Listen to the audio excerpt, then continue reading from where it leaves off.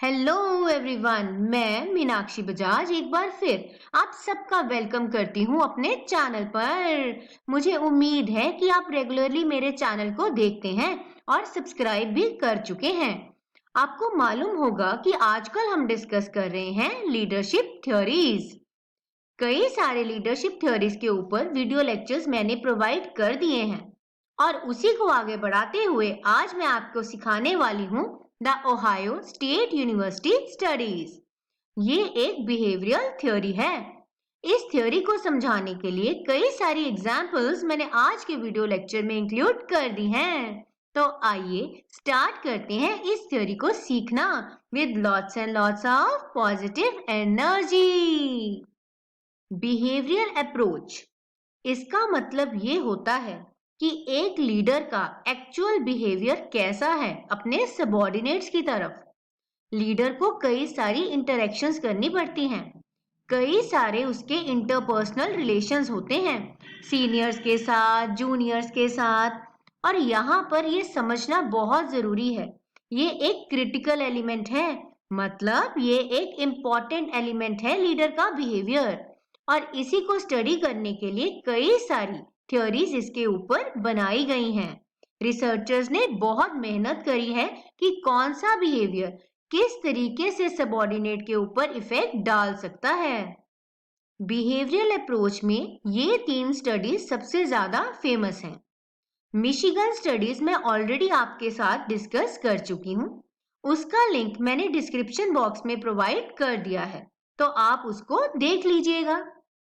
साथ के साथ आप चैनल को भी सब्सक्राइब कर लीजिए ताकि कोई भी वीडियो लेक्चर मिस ना हो। लेक्चर को पूरा सुनिएगा, बंक नहीं करना बीच में, और अच्छे से समझिएगा और एक लाइक जरूर कीजिएगा। वीडियो लेक्चर्स को ज्यादा से ज्यादा शेयर करना भी मत भूलिएगा। आज हम डिस्कस करने वाले हैं सेकंड, जो कि है ओहायो स्टेट यूनिवर्सिटी स्टडीज। तो चलिए स्टार्ट करते हैं इसको सीखना। जिन रिसर्चर्स ने इस थ्योरी के ऊपर काम किया, उन्होंने बहुत केयरफुली एनालाइज किया लीडर्स के एक्चुअल बिहेवियर को। काफी समय तक उन्होंने अलग अलग सिचुएशंस में लीडर कैसे बिहेव करते हैं इसको एनालाइज किया, उसको स्टडी किया। और उसको स्टडी करने के बाद उस रिसर्चर्स की टीम ने दो मेन कंपोनेंट्स को आइडेंटिफाई किया। पहला जो कंपोनेंट था वो था इनिशिएटिंग स्ट्रक्चर। इनिशिएटिंग स्ट्रक्चर का मतलब होता है कि एक लीडर किस हद तक चाहता है चीजों को डिफाइन करना। इसके अंदर तीन मेन बातें थी। सबसे पहला था कि लीडर किस डिग्री तक, डिग्री का मतलब होता है हद, किस हद तक लीडर डिफाइन करता है एक्टिविटीज को। जब वो अपने सबॉर्डिनेट्स के साथ बैठता है, क्या वो डिटेल में उनको काम को समझाता है, डिफाइन करता है। दूसरा दूसरा कंपोनेंट था कि किस हद तक उसे लोगों को सुपरवाइज करना पसंद है, उनकी एक्टिविटीज को चेक करना, खामियां निकालना और सही करवाना। तीसरा पॉइंट इसके अंदर ये था कि लीडर चैनल्स ऑफ कम्युनिकेशन को कितना ओपन रखता है, कितनी डिटेल में लोगों से डिस्कशंस करता है, उनकी बातें सुनता है। इनिशिएटिंग स्ट्रक्चर का मतलब ये है कि एक लीडर कितना डिफाइन करता है और ऑर्गेनाइज करता है अपनी रिलेशनशिप को सबॉर्डिनेट की रिलेशनशिप के साथ, कितना अच्छे से पैटर्न ऑफ ऑर्गेनाइजेशन को डिफाइन करते हुए लोगों को साथ लेके चलता है। दूसरा कंपोनेंट था कंसिडरेशन। कंसिडरेशन का मतलब होता है कि लीडर का बिहेवियर कैसा है लोगों की तरफ as regard to mutual trust. क्या वो लोगों के साथ विश्वास बनाना चाहता है कि लोग उस पे विश्वास करें और बदले में वो भी अपने सबॉर्डिनेट्स के ऊपर पूरा पूरा विश्वास करें। दूसरा इसके अंदर था सपोर्टिवनेस। क्या एक लीडर अपने जूनियर्स को सपोर्ट करना चाहता है।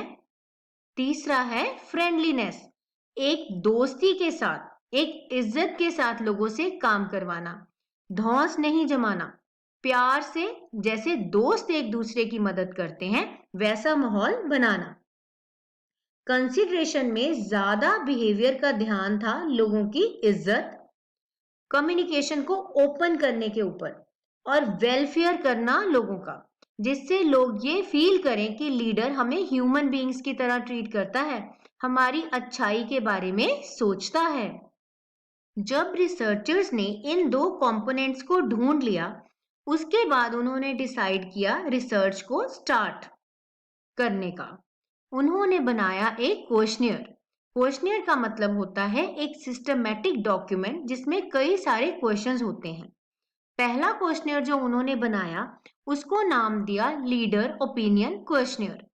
ये क्वेश्चनियर उन्होंने लीडर्स को ही दिया कि आप हमारे क्वेश्चंस के जवाब दीजिए, और उसके पीछे उनका ऑब्जेक्टिव था लीडर की सेल्फ परसेप्शन ढूंढना। सेल्फ परसेप्शन का मतलब होता है कि लीडर अपने बारे में क्या सोचता है, उसे क्या लगता है कि उसका खुद का स्टाइल कैसा है।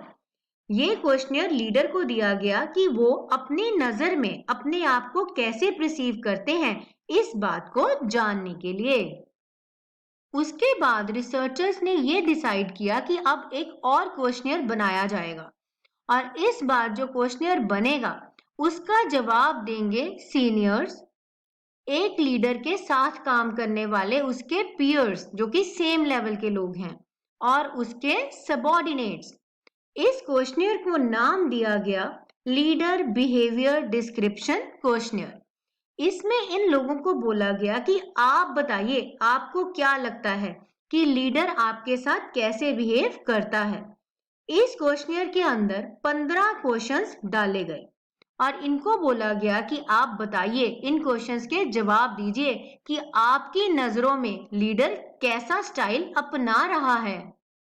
जब ये दोनों क्वेश्चनियर भरवा लिए गए, रिस्पोंडेंट्स ने जवाब दे दिया, लीडर्स ने भी और दूसरे लोगों ने भी, तो उसके बाद रिसर्च का काम शुरू हुआ। डिटेल में आंसर्स को स्टडी किया गया, और स्टडी करने के बाद ये पाया गया कि जो कंसिडरेशन है और इनिशिएटिंग स्ट्रक्चर है, ये दोनों म्यूचुअली एक्सक्लूसिव नहीं है।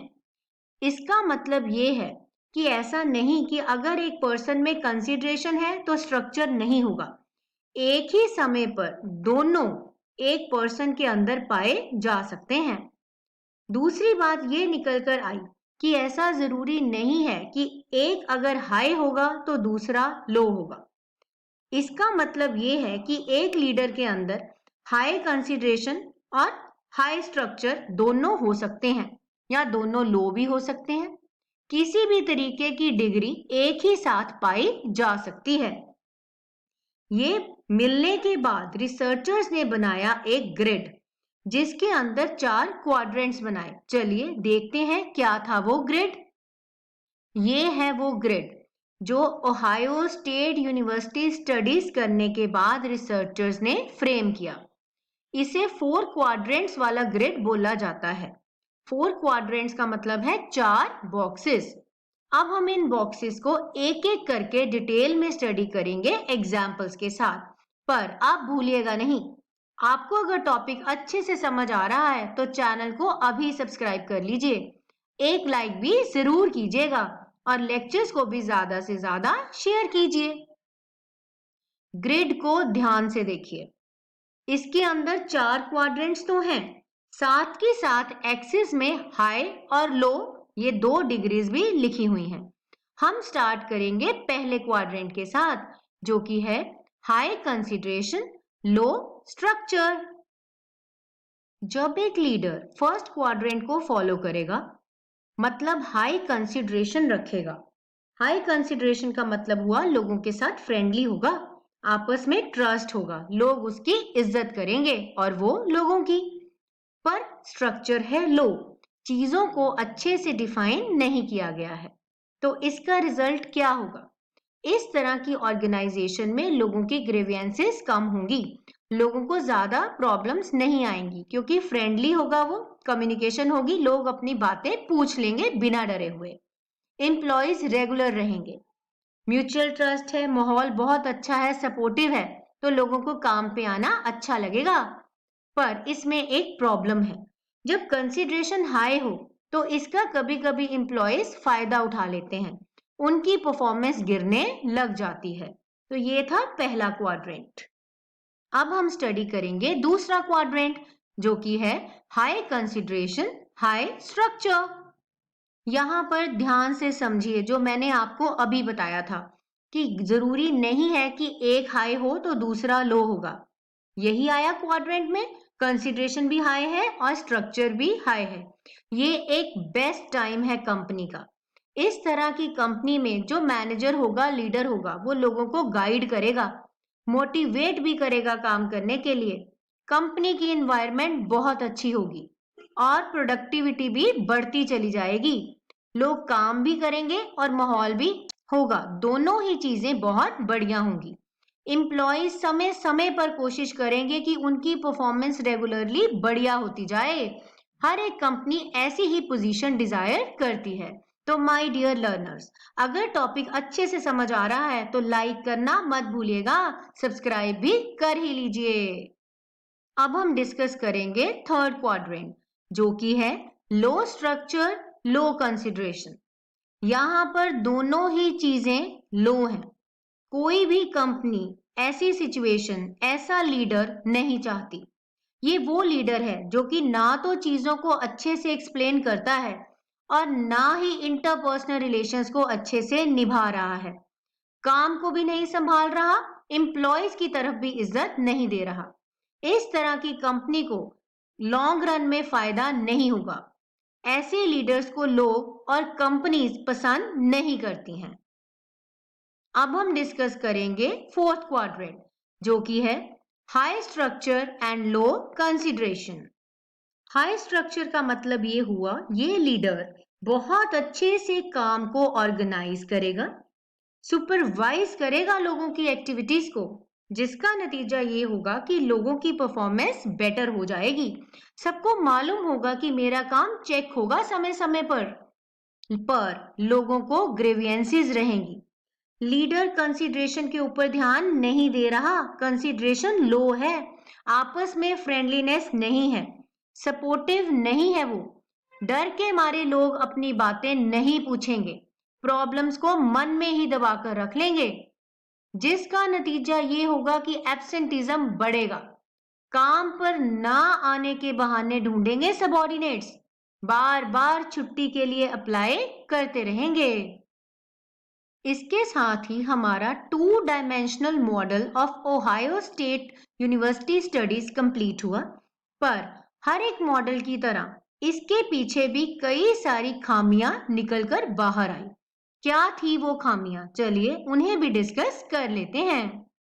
वैसे तो इस मॉडल को अपनाया गया, ये बोला गया कि ये एक सिंपल मॉडल है जिसको कंपनी में अप्लाई करना आसान है। लॉजिक भी अच्छा था, रिसर्च के ऊपर किया गया था काम, पर यही चीजें इसकी कमियां बन गई। ये कहकर इसको क्रिटिसाइज किया गया कि ये मॉडल बहुत ही सिंपल है, सिर्फ 2 ही तरह का बिहेवियर नहीं होता, सिचुएशन के हिसाब से बिहेवियर को बदलना पड़ता है। एक लीडर कई सारे फैक्टर्स को ध्यान में रखते हुए अपने बिहेवियर को बदलता है। दूसरी कमी ये थी कि इन्वायरमेंटल फैक्टर्स को, या यूं कहूं सिचुएशनल फैक्टर्स को इग्नोर कर दिया गया, क्योंकि जो कंसिडरेशन और इनिशिएटिंग स्ट्रक्चर हैं, ये इंडिपेंडेंट डायमेंशंस नहीं हैं। इसके ऊपर कई सारे बाहरी फैक्टर्स का असर भी आता है। तो इस तरीके से हमारा ये मॉडल कंप्लीट हुआ और मुझे उम्मीद है कि आपको टॉपिक समझ आ गया होगा। तो मैं मीनाक्षी बजाज एक बार फिर आप सबको विश करती हूँ ऑल द बेस्ट और उम्मीद करती हूँ कि आप मेरे चैनल को लाइक, शेयर और सब्सक्राइब जरूर करेंगे। तो मिलते हैं बहुत जल्द एक नए और इंटरेस्टिंग वीडियो लेक्चर के साथ। All the best, stay connected.